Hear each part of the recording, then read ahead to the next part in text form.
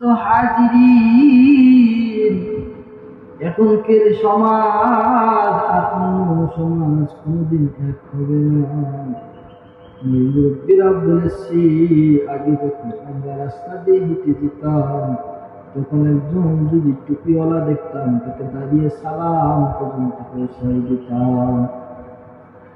আর এখনকার যুবক দাড়ি নাই মুখে, কোনো লেবাস নাই, পকেটে এ পকেটে গাঞ্জা ও পকেটে ইয়াবা থেকে শুরু করে সব তাদের কাছে থাকে।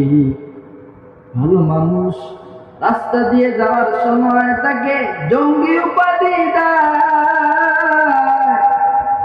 দেলার হোসেন সাইদির মতো মানুষকে যারা রাজাকার বলে উপাধি দিয়েছে, তারা এখন বলে বলে ইন্ডিয়ার মধ্যে তারা কোথায় কোথায় লুকিয়ে লুকিয়ে তারা ঘুরে বেড়ায়।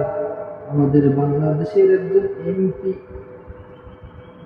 হানজালা ভাই সংসদে যাওয়ার পথে যখন তিনি রওনা দিয়েছে, এক নাপাক বংশের নাপাকির সন্তান তাকে জঙ্গি উপাধি দিয়েছে। আমি বলি ওই ভাইকে ধরে বিচারের আওতায় আনতে হবে। আর এটা হলো বাংলাদেশ, এখানে কোনো বিচার হয় না, বিচার চলে না, শুধু অপরাধ থেকে অপরাধীরা বেঁচে যায়।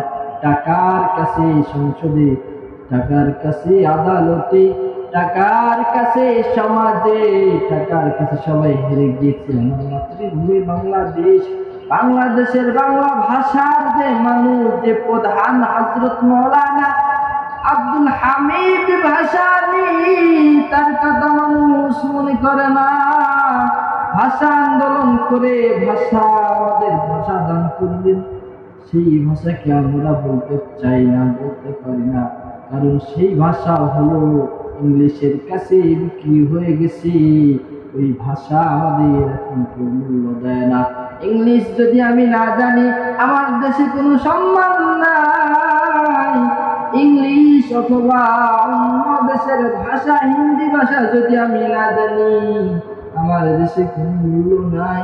আমার মাতৃভূমি বাংলাদেশ, বাংলা ভাষার জন্য আন্দোলন কত শত বছর করা হলো, তারপরেও আমার বাংলা ভাষা এখনো মানুষের কাছে ঘৃণায় রূপান্তরিত হয়ে রয়েছে, ঠিক কিনা?